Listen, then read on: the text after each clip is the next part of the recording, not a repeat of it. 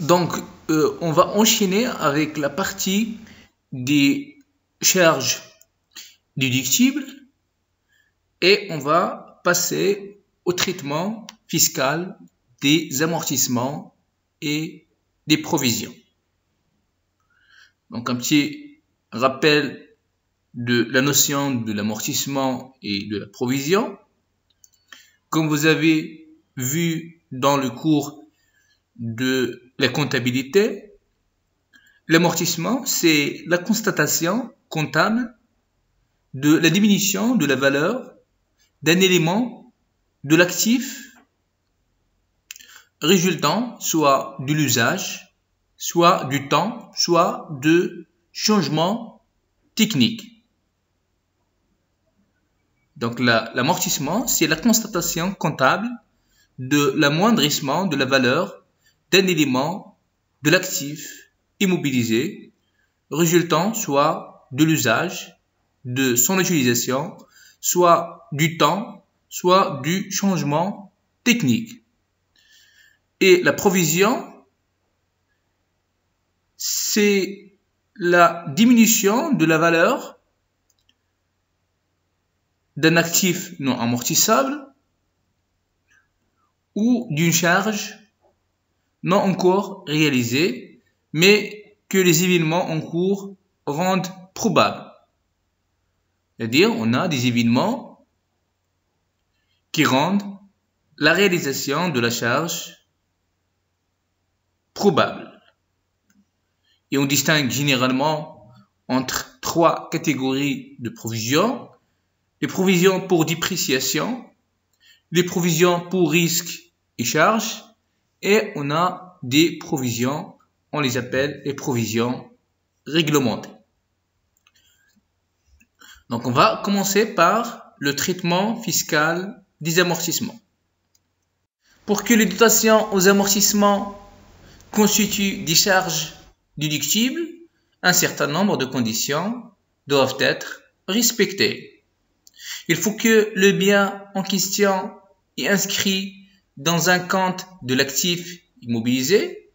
Donc, ce bien, il doit figurer dans l'actif immobilisé de la société et les dotations aux amortissements doivent être régulièrement constatées en comptabilité. Et dans ce cas, aucun amortissement ne peut être admis lorsque l'élément susceptible d'être inscrit à l'actif de bilan n'appartient pas à l'entreprise. Exemple, un matériel qui fait l'objet d'un contrat de leasing. Donc, si bien qui font l'objet d'un contrat de leasing doivent être amortis dans la société ou bien chez la société de leasing.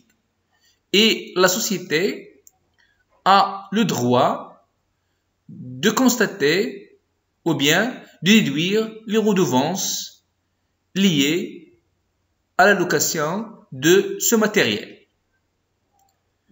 Donc, pour les biens qui font l'objet d'un contrat de leasing, ils sont amortissables chez la société de leasing.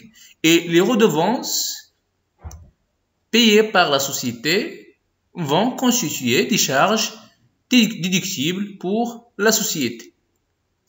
Donc, deux conditions à respecter pour la déductibilité des dotations aux amortissements. Il faut que le bien appartient à la société et inscrit dans un élément de l'actif immobilisé. Et la deuxième chose, il faut que les dotations d'amortissement sont régulièrement constatées en comptabilité de la société. Alors, commençons par les immobilisations en non-valeur. Pour les immobilisations en non-valeur, ils doivent être amortis à taux constant sur 5 ans à partir du premier exercice de leur constatation en comptabilité. Et pour les terrains ne peuvent faire l'objet d'amortissement.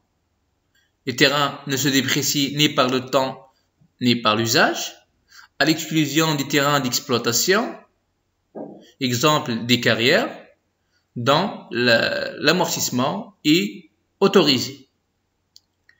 La deuxième chose, pour les constructions, L'amortissement des constructions doit porter uniquement sur le coût de revient de la construction à l'exclusion de celui du terrain.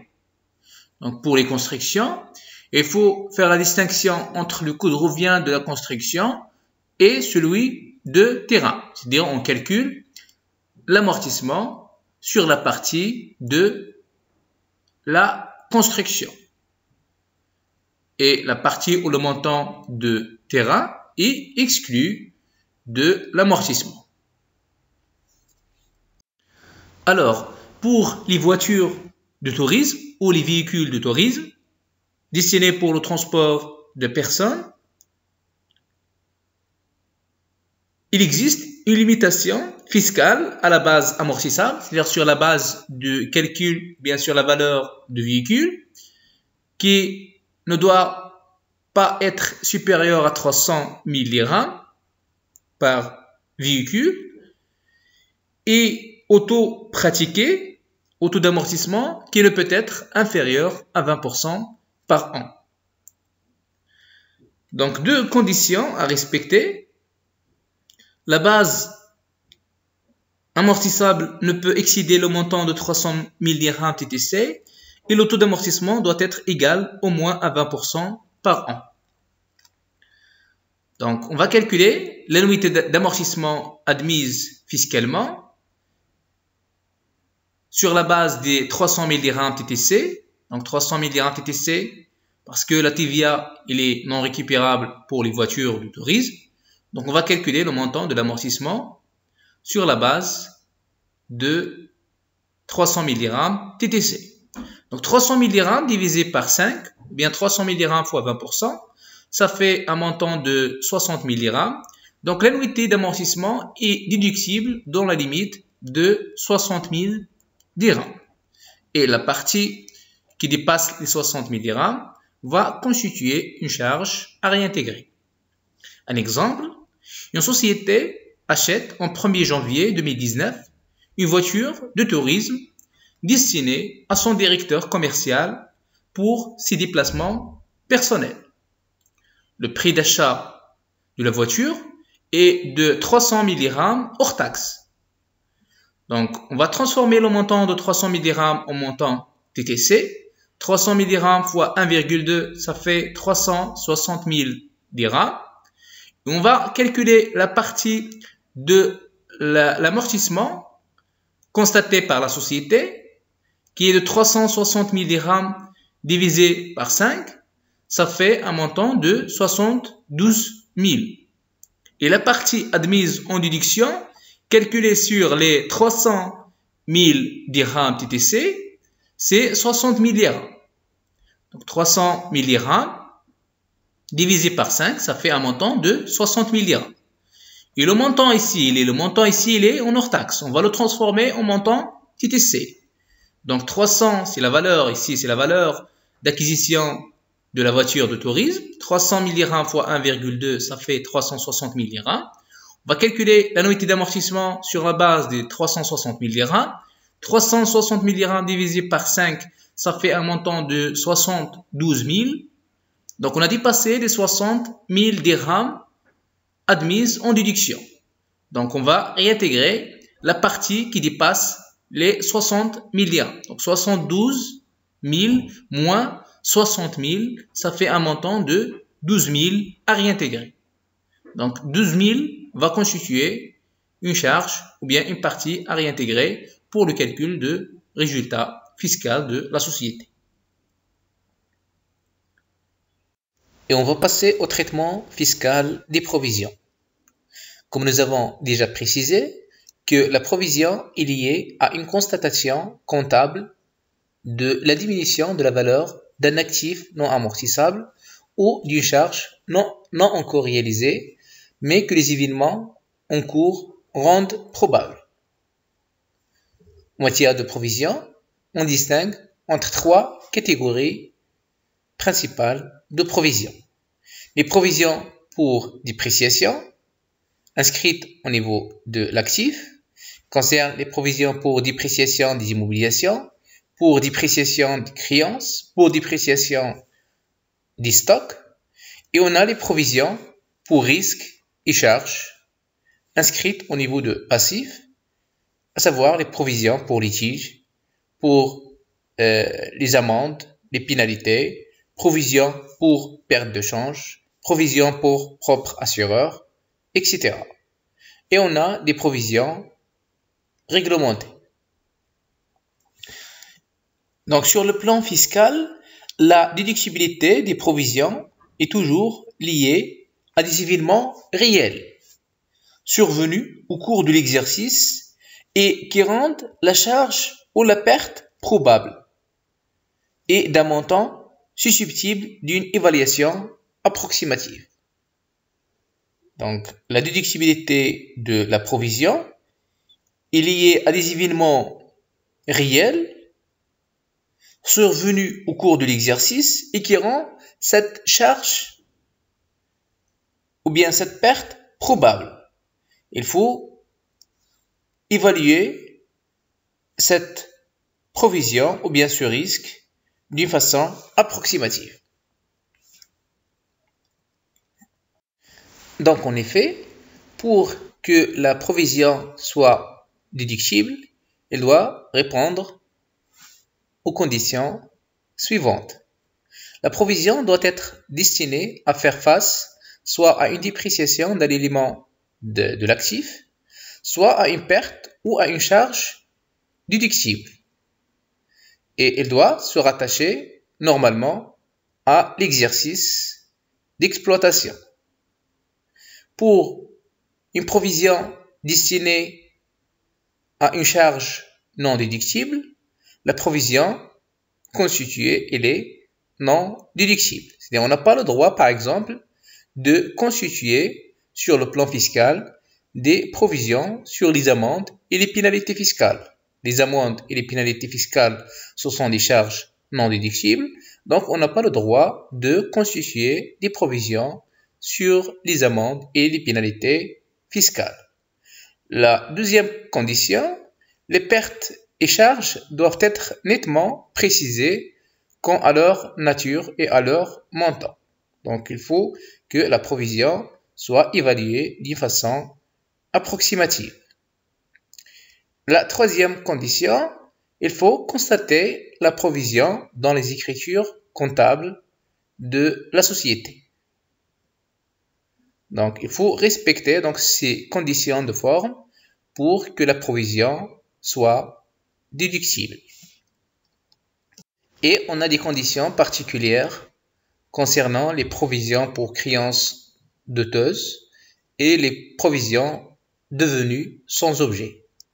Donc, pour les provisions pour créances douteuses, la déductibilité de la provision pour créances douteuses est conditionnée par l'introduction d'un recours judiciaire dans un délai de 12 mois suivant celui de sa constitution.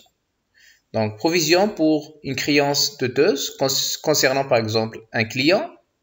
Donc, il faut préciser le nom de ce client, le client X, et il faut qu'il y ait un recours judiciaire dans un délai de 12 mois suivant celui de sa constitution. Donc, pour que la provision soit déductible. Pour les provisions devenues sans objet, une provision doit être considérée comme devenue sans objet et donc à réintégrer lorsque la perte ou la charge en vue de laquelle elle avait été constituée ne se réalise pas. Donc en cas d'annulation d'une provision, donc cette provision, elle est à réintégrer.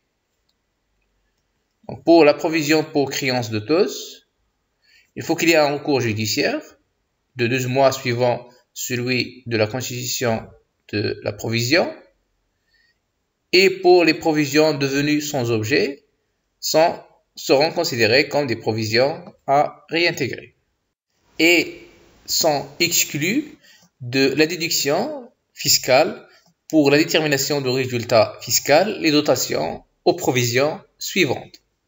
Les provisions pour propre assureur, les provisions pour garantie donnée aux clients, les provisions pour pénalités et amendes pour infraction aux dispositions légales et réglementaires, les provisions pour investissement, les provisions pour construction de logements, les provisions pour reconstitution de gisements. Lorsque vous constatez que ces provisions sont comptabilisées dans les charges de la société, il faut les réintégrer pour passer de résultat comptable au résultat fiscal. Donc, ces provisions sont citées ou bien sont considérées comme des provisions non déductibles sur le plan fiscal. Donc, après le traitement des charges d'exploitation, on va passer à l'analyse des charges financières. Donc, pour les charges financières, donc on a les charges d'intérêt, les pertes de change, les autres charges financières et les dotations financières. Et on va traiter le cas des intérêts sur le compte courant d'associés créditeurs. Du point de vue fiscal, les intérêts sur les comptes courants d'associés créditeurs ne sont déductibles qu'à condition que le capital soit entièrement libéré et dans les limites prévues par le Code général des impôts. Donc, lorsque le capital n'est pas entièrement libéré, le montant des intérêts sur le compte courant d'associés créditeurs sont considérés comme des charges non déductibles en totalité. La deuxième situation, c'est la situation où le capital social est entièrement libéré. On a deux conditions à respecter. Il faut que le montant total des sommes portant sur les intérêts déductibles ne peut excéder le montant du capital social et il faut que le taux des intérêts pratiqués par la société ne dépasse pas le taux autorisé par le ministère de l'économie et des finances. Donc, deux conditions à respecter lorsque le capital il est entièrement libéré.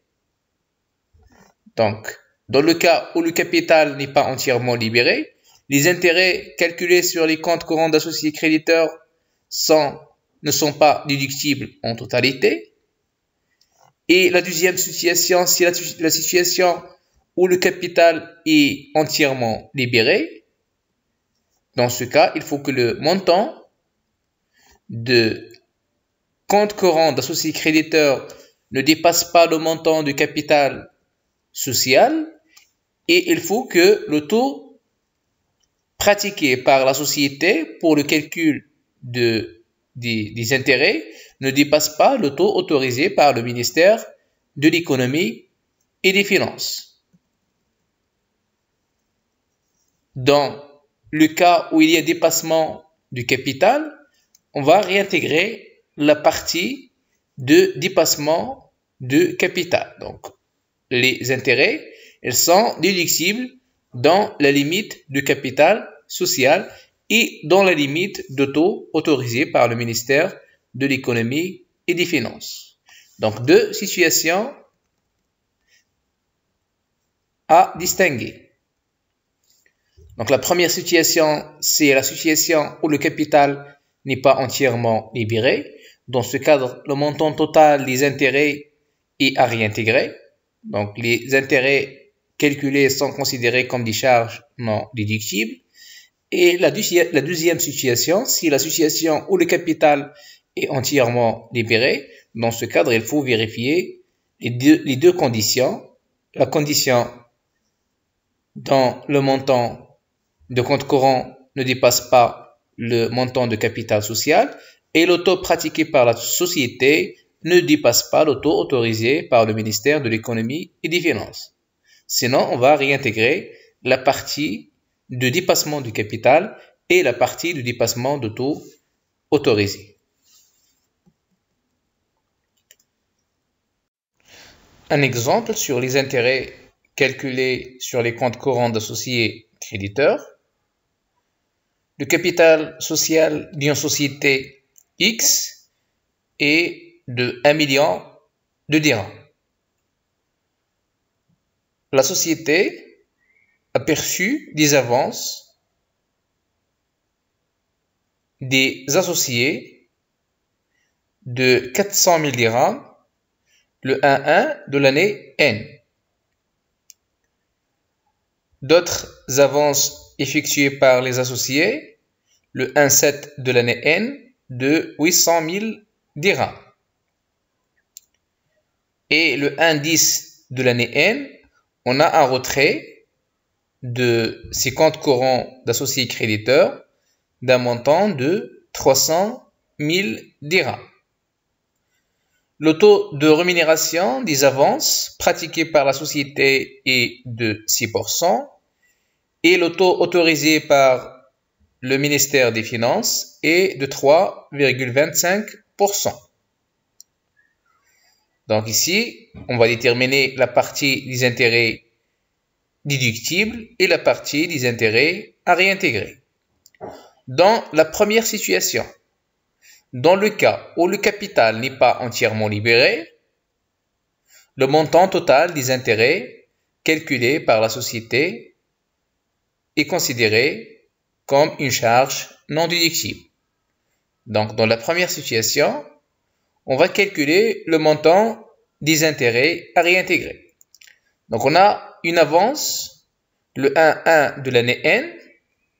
Donc, on va calculer donc les intérêts sur la partie allant de 1-1 au 36 de l'année N. Donc, on a 400 000 dirhams fois 6%, fois 6 divisé par 12, plus le montant ou bien les intérêts calculés sur la période allant de 1,7 au 39 de l'année N. C'est-à-dire on a 400 plus 800, ça fait 1 200 000 dirhams, fois 6%, fois 3 divisé par 12. Et les intérêts calculés sur la période allant de 1,10 au 31,12 de l'année N. Donc, on a un retrait de 300 000 dirhams.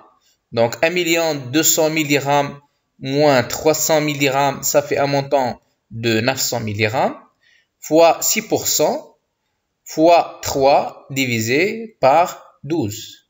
Donc, le montant total calculé des intérêts pour l'exercice N est égal à 43 500 000 dirhams. Donc, ce montant total est à réintégrer en totalité. Pourquoi? Parce que le capital n'est pas entièrement libéré. Et on va passer à la deuxième situation. Dans le cas où le capital est entièrement libéré, donc on va vérifier les deux conditions. La condition du capital social et la condition de taux autorisé par le ministère de l'économie et des finances. Donc le montant comptabilisé par la société pour l'exercice N est de 43 500 000 dirhams. Donc on va déterminer la partie admise en déduction. Et on va déterminer la partie admise en déduction sur la base du capital social et sur la base de taux autorisés par le ministère de l'économie et des finances.